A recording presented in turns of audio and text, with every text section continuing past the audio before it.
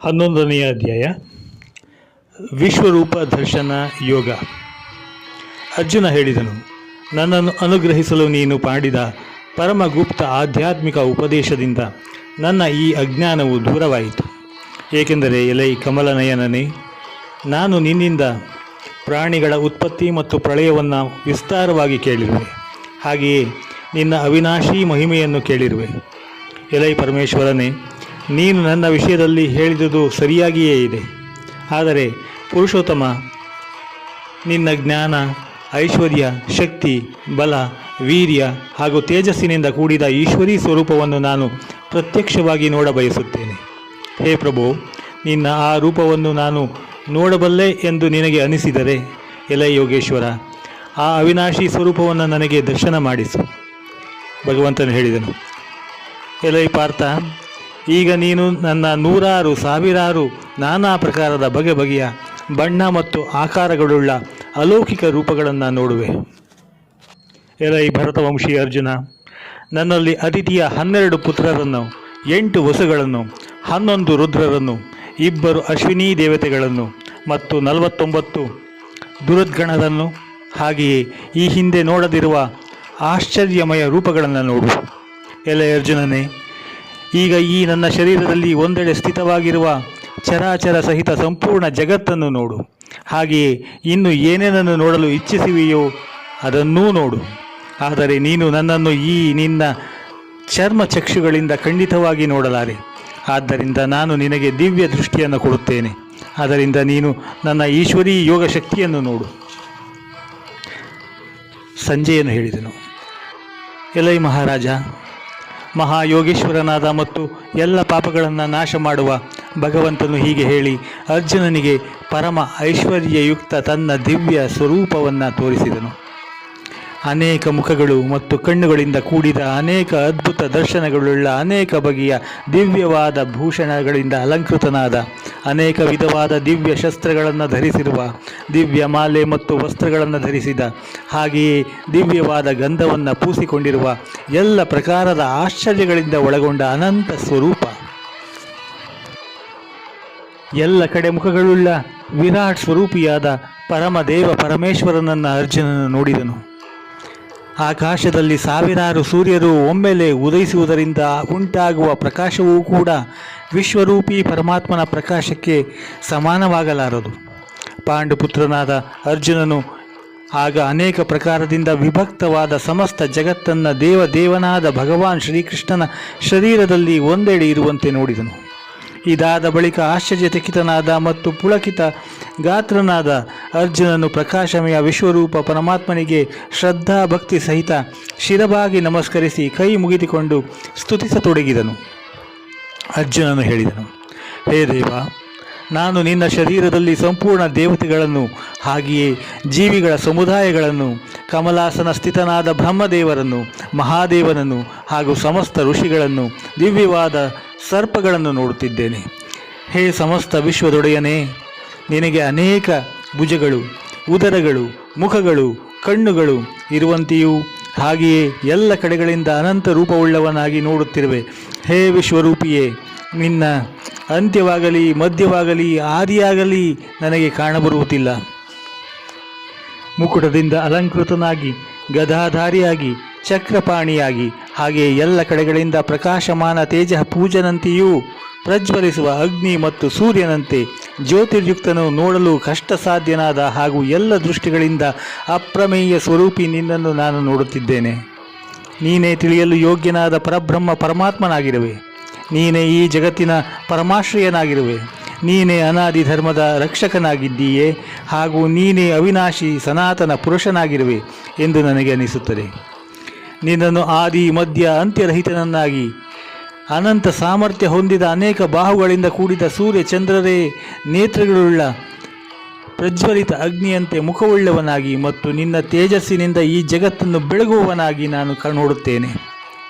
ಹೇ ಮಹಾತ್ಮನೇ, ಈ ಸ್ವರ್ಗ ಮತ್ತು ಪೃಥ್ವಿಯ ನಡುವಿನ ಆಕಾಶವನ್ನು ಮತ್ತು ಎಲ್ಲ ದಿಕ್ಕುಗಳನ್ನು ಕೇವಲ ನೀನೊಬ್ಬನೇ ವ್ಯಾಪಿಸಿಬಿಟ್ಟಿರುವೆ. ನಿನ್ನ ಅಲೌಕಿಕವಾದ ಮತ್ತು ಭಯಂಕರವಾದ ರೂಪವನ್ನು ನೋಡಿ 3 ಲೋಕಗಳು ಅತ್ಯಂತ ಭಯಗೊಂಡಿವೆ. ಅನೇಕ ದೇವತೆಗಳ ಸಮೂಹಗಳು ನಿನ್ನಲ್ಲಿ ಪ್ರವೇಶಿಸುತ್ತಿವೆ ಮತ್ತು ಕೆಲವರು ಭಯದಿಂದ ಕೈಮುಗಿದು ನಿನ್ನ ನಾಮ ಹಾಗೂ ಗುಣಗಳನ್ನು ಕೊಂಡಾಡುತ್ತಾರೆ. ಹಾಗೆಯೇ ಮಹರ್ಷಿ ಮತ್ತು ಸಿದ್ಧರ ಸಮುದಾಯಗಳು ಸ್ವಸ್ತಿ ವಾಚನ ಮಾಡುತ್ತಾ ಉತ್ತಮೋತ್ತಮ ಸ್ತೋತ್ರಗಳಿಂದ ನಿನ್ನನ್ನು ಸ್ತುತಿಸುತ್ತವೆ. 11 ರುದ್ರರು, ದ್ವಾದಶಾದಿತ್ಯರು, ಅಷ್ಟವಸುಗಳು, ಸಾಧ್ಯರು, ವಿಶ್ವೇ ದೇವತೆಗಳು, ಅಶ್ವಿನಿ ಕುಮಾರರು, ಮರುದ್ಗಣರು, ಪಿತೃಗಳ ಸಮುದಾಯ, ಹಾಗೆಯೇ ಗಂಧರ್ವರು, ಯಕ್ಷರು, ರಾಕ್ಷಸರು, ಸಿದ್ಧರ ಸಮುದಾಯ ಇವರೆಲ್ಲರೂ ವಿಸ್ಮಿತರಾಗಿ ನಿನ್ನನ್ನು ನೋಡುತ್ತಿದ್ದಾರೆ. ಹೇ ಮಹಾಬಾಹೋ, ನಿನ್ನ ಅನೇಕ ಮುಖಗಳು ಮತ್ತು ಬಹು ನೇತ್ರಗಳುಳ್ಳ, ಅನೇಕ ಬಾಹುಗಳು, ತೊಡೆಗಳು, ಕಾಲುಗಳುಳ್ಳ, ಅನೇಕ ಉದರಗಳುಳ್ಳ ಮತ್ತು ಹಲವು ಕೋರೆ ದಾಡೆಗಳಿಂದ ಅತ್ಯಂತ ಏಕರಾಳವಾದ ಮಹತ್ತಾದ ರೂಪವನ್ನು ನೋಡಿ ಎಲ್ಲ ಜನರು ವ್ಯಾಕುಲರಾಗುತ್ತಿದ್ದಾರೆ. ಹಾಗೂ ನಾನು ಕೂಡ ವ್ಯಾಕುಲನಾಗಿದ್ದೇನೆ. ಏಕೆಂದರೆ ಹೇ ವಿಷ್ಣು, ಆಕಾಶವನ್ನು ಮುಟ್ಟಿದ ತೇಜಸ್ವಿ ಅನೇಕ ಬಣ್ಣಗಳಿಂದ ಕೂಡಿದ ತೆರೆದಿರುವ ಮುಖಗಳು ಮತ್ತು ಪ್ರಕಾಶಮಾನ ನೇತ್ರಗಳಿಂದ ಕೂಡಿದ ನಿನ್ನನ್ನು ನೋಡಿ ಭಯಗೊಂಡ ಅಂತಃಕರಣವುಳ್ಳ ನನಗೆ ಧೈರ್ಯ ಮತ್ತು ಶಾಂತಿಯೂ ಇಲ್ಲವಾಗಿದೆ. ಕೋರೆ ದಾಡೆಗಳಿಂದಾಗಿ ಪ್ರಳಯ ಕಾಲದ ಅಗ್ನಿಯಂತೆ ಪ್ರಜ್ವಲಿತ ನಿನ್ನ ಮುಖಗಳನ್ನು ನೋಡಿ ನಾನು ದಿಕ್ಕೆಟ್ಟು ನೆಮ್ಮದಿಯನ್ನು ಕಳೆದುಕೊಂಡಿದ್ದೇನೆ. ಆದ್ದರಿಂದ ಹೇ ದೇವಾದಿದೇವ, ಹೇ ಜಗನ್ನಿವಾಸನೆ, ನೀನು ಪ್ರಸನ್ನನಾಗು. ಈ ಧೃತರಾಷ್ಟ್ರನ ಪುತ್ರರೆಲ್ಲರೂ ರಾಜರ ಸಮುದಾಯರೊಂದಿಗೆ ನಿನ್ನೊಳಗೆ ಪ್ರವೇಶಿಸುತ್ತಿದ್ದಾರೆ. ಹಾಗೂ ಪಿತಾಮಹ ಭೀಷ್ಮ, ದ್ರೋಣಾಚಾರ್ಯ, ಕರ್ಣ ಮತ್ತು ನಮ್ಮ ಪಕ್ಷದವರು ಕೂಡ ಪ್ರಧಾನ ಯೋಧರೊಂದಿಗೆ ಎಲ್ಲರೂ ನಿನ್ನ ಕೋರೆ ದಾಡಿಗಳಿಂದಾಗಿ ವಿಕರಾಳ ಭಯಾನಕವಾದ ಮುಖಗಳಲ್ಲಿ ಅತಿ ವೇಗವಾಗಿ ಓಡುತ್ತಾ ಪ್ರವೇಶಿಸುತ್ತಿದ್ದಾರೆ. ಮತ್ತು ಕೆಲವರಾದರೂ ಪುಡಿಪುಡಿಯಾದ ತಲೆಗಳ ಸಹಿತ ನಿನ್ನ ಹಲ್ಲುಗಳ ಸಂಧಿಗಳಲ್ಲಿ ಸಿಕ್ಕಿಕೊಂಡಿರುವವರಾಗಿ ಕಾಣುತ್ತಿದ್ದಾರೆ. ನದಿಗಳ ಅನೇಕ ಜಲಪ್ರವಾಹಗಳು ಸ್ವಾಭಾವಿಕವಾಗಿಯೇ ಸಮುದ್ರದ ಕಡೆಗೆ ಧಾವಿಸುವಂತೆ, ಅರ್ಥಾತ್ ಸಮುದ್ರದಲ್ಲಿ ಪ್ರವೇಶಿಸುವಂತೆಯೇ ಈ ನರಲೋಕದ ವೀರರು ಪ್ರಜ್ವಲಿಸುತ್ತಿರುವ ನಿನ್ನ ಬಾಯಿಗಳಲ್ಲಿ ಪ್ರವೇಶಿಸುತ್ತಿದ್ದಾರೆ. ಪತಂಗಗಳು ಮೋಹದಿಂದ ಸಾಯಲು ಉರಿಯುವ ಬೆಂಕಿಯಲ್ಲಿ ಅತಿ ವೇಗವಾಗಿ ಧಾವಿಸಿ ಬೀಳುವಂತೆಯೇ ಈ ಜನರೆಲ್ಲರೂ ಕೂಡ ತಮ್ಮ ನಾಶಕ್ಕಾಗಿ ನಿನ್ನ ಬಾಯಿಯೊಳಗೆ ಅತ್ಯಂತ ವೇಗದಿಂದ ಧಾವಿಸುತ್ತಾ ಪ್ರವೇಶಿಸುತ್ತಿದ್ದಾರೆ. ನೀನು ಆ ಸಮಸ್ತ ಲೋಕಗಳನ್ನು ಪ್ರಜ್ವಲಿತ ಬಾಯಿಗಳಿಂದ ನುಂಗಿ ಹಾಕುತ್ತಾ ಎಲ್ಲ ಕಡೆಗಳಿಂದ ಪದೇ ಪದೇ ಚಪ್ಪರಿಸುತ್ತಿರುವೆ. ಹೇ ವಿಷ್ಣುವೇ, ನಿನ್ನ ಪ್ರಖರ ಪ್ರಕಾಶವು ಜಗತ್ತೆಲ್ಲವನ್ನು ತೇಜದಿಂದ ಪೂರ್ಣವಾಗಿಸಿ ಸಂತಪ್ತಗೊಳಿಸುತ್ತಿರುವೆ. ಭಯಂಕರ ರೂಪವನ್ನು ಧರಿಸಿದ ನೀನು ಯಾರು? ನನಗೆ ದಯಮಾಡಿ ತಿಳಿಸು. ಹೇ ದೇವಶ್ರೇಷ್ಠ, ನಿನಗೆ ನಮಸ್ಕಾರಗಳು. ನೀನು ಪ್ರಸನ್ನನಾಗು. ಆದಿಪುರುಷನಾದ ನಿನ್ನನ್ನು ನಾನು ವಿಶೇಷ ರೂಪದಿಂದ ತಿಳಿಯಲು ಬಯಸುತ್ತೇನೆ, ಏಕೆಂದರೆ ನಿನ್ನ ಪ್ರವೃತ್ತಿಯು ನನಗೆ ತಿಳಿಯಲಾಗಿದೆ. ಭಗವಂತನು ಹೇಳಿದನು, ನಾನು ಲೋಕಗಳ ನಾಶಕ್ಕಾಗಿ ಬೆಳೆದಿರುವ ಮಹಾಕಾಲನಾಗಿದ್ದೇನೆ. ಈಗ ಈ ಲೋಕಗಳನ್ನು ನಾಶ ಮಾಡಲು ಪ್ರವೃತ್ತನಾಗಿದ್ದೇನೆ. ಆದ್ದರಿಂದ ಶತ್ರು ಪಕ್ಷದಲ್ಲಿ ಇರುವ ಯೋಧರೆಲ್ಲರೂ ನೀನು ಯುದ್ಧ ಮಾಡದಿದ್ದರೂ ಉಳಿಯಲಾರರು, ಅಂದರೆ ಎಲ್ಲರೂ ನಾಶವಾಗುವರು. ಆದ್ದರಿಂದ ನೀನು ಎದ್ದು ನಿಲ್ಲು. ಶತ್ರುಗಳನ್ನು ಗೆದ್ದು ಧನಧಾನ್ಯ ಸಂಪನ್ನವಾದ ರಾಜ್ಯವನ್ನು ಅನುಭವಿಸು. ಈ ಎಲ್ಲ ಶೂರವೀರರನ್ನು ನಾನು ಮೊದಲೇ ಕೊಂದಿರುವೆನು. ಎಲೆ ಸವ್ಯಸಾಚಿಯೇ, ನೀನಾದರೂ ಕೇವಲ ನಿಮಿತ್ತ ಮಾತ್ರವಾಗು. ದ್ರೋಣಾಚಾರ್ಯ, ಪಿತಾಮಹ ಭೀಷ್ಮರು, ಹಾಗೆಯೇ ಜಯದ್ರಥ, ಕರ್ಣ ಮತ್ತು ಇನ್ನೂ ಅನೇಕರನ್ನು ನಾನು ಕೊಂದಿರುವ ಶೂರವೀರರನ್ನು ನೀನು ಕೊಂದುಬಿಡು. ಹೆದರಬೇಡ. ಯುದ್ಧದಲ್ಲಿ ಖಂಡಿತವಾಗಿ ನೀನು ಶತ್ರುಗಳನ್ನು ಗೆಲ್ಲುವೆ. ಅದಕ್ಕಾಗಿ ಯುದ್ಧ ಮಾಡು. ಸಂಜಯನು ಹೇಳಿದನು. ಭಗವಾನ್ ಕೇಶವನ ಈ ಮಾತನ್ನು ಕೇಳಿ ಕಿರೀಟಿ ಅರ್ಜುನನು ಕೈಮುದಿಕೊಂಡು ನಡುಗುತ್ತಾ ನಮಸ್ಕರಿಸಿ, ಇನ್ನೊಮ್ಮೆ ಅತ್ಯಂತ ಭಯಗೊಂಡು ನಮಸ್ಕರಿಸುತ್ತಾ ಭಗವಾನ್ ಶ್ರೀಕೃಷ್ಣ ಗದ್ಗದಿತನಾಗಿ ಸ್ತುತಿಸತೊಡಗಿದನು. ಅರ್ಜುನನು ಹೇಳಿದನು, ಹೇ ಅಂತರ್ಯಾಮಿಯೇ, ನಿನ್ನ ನಾಮ, ಗುಣ ಮತ್ತು ಪ್ರಭಾವದ ಕೀರ್ತನೆಯಿಂದ ಜಗತ್ತು ಅತಿ ಹರ್ಷಿತವಾಗುತ್ತಾ ಪ್ರೇಮ ವಿಫಲವಾಗುತ್ತಾ ಇದೆ. ಹಾಗೆಯೇ ಭಯಗೊಂಡ ರಾಕ್ಷಸರು 10 ದಿಕ್ಕುಗಳಲ್ಲಿಯೂ ಓಡಿ ಹೋಗುತ್ತಿದ್ದಾರೆ. ಹಾಗೂ ಸಿದ್ಧರ ಸಮುದಾಯವೆಲ್ಲ ನಮಸ್ಕರಿಸುತ್ತಿದೆ. ಇದು ಯೋಗ್ಯವೇ ಆಗಿದೆ. ಎಲೈ ಮಹಾತ್ಮನೇ, ಬ್ರಹ್ಮದೇವರಿಗೂ ಆದಿಕರ್ತನಾದ ಹಾಗೂ ಎಲ್ಲರಲ್ಲಿ ಶ್ರೇಷ್ಠನಾದ ನಿನಗೆ ಇವರು ಹೇಗೆ ನಮಸ್ಕರಿಸದಿರುವರು? ಏಕೆಂದರೆ ಹೇ ಅನಂತ, ಹೇ ದೇವಾದಿದೇವನೇ, ಹೇ ಜಗನ್ನಿವಾಸನೇ, ಸತ್, ಅಸತ್ ಮತ್ತು ಅದಕ್ಕಿಂತ ಶ್ರೇಷ್ಠನಾದ ಅಕ್ಷರನು ಅರ್ಥಾತ್ ಸಚ್ಚಿದಾನಂದ ಘನ ಬ್ರಹ್ಮನು ನೀನೇ ಆಗಿದ್ದೀಯೆ. ನೀನು ಆದಿದೇವನು, ಸನಾತನ ಪುರುಷನೂ ಆಗಿರುವೆ. ಈ ಜಗತ್ತಿನ ಪರಮಾಶ್ರಯವನೂ ನೀನೇ ಆಗಿರುವೆ. ಜಗತ್ತನ್ನು ಅರಿಯುವವನು ಮತ್ತು ತಿಳಿಯಲು ಯೋಗ್ಯನೂ ಪರಮಧಾಮವೂ ನೀನೇ ಆಗಿರುವೆ. ಹೇ ಅನಂತರೂಪನೇ, ನೀನು ಈ ಜಗತ್ತೆಲ್ಲವನ್ನೂ ವ್ಯಾಪಿಸಿರುವೆ. ನೀನು ಅಗ್ನಿ, ಯಮ, ವರುಣ, ಚಂದ್ರ, ಪ್ರಜೆಗಳ ಒಡೆಯನಾದ ಬ್ರಹ್ಮದೇವನು ಮತ್ತು ಬ್ರಹ್ಮದೇವರಿಗೂ ತಂದೆಯಾಗಿರುವೆ. ನಿನಗೆ ಸಾವಿರಾರು ಬಾರಿ ನಮಸ್ಕಾರಗಳು, ನಮಸ್ಕಾರಗಳು.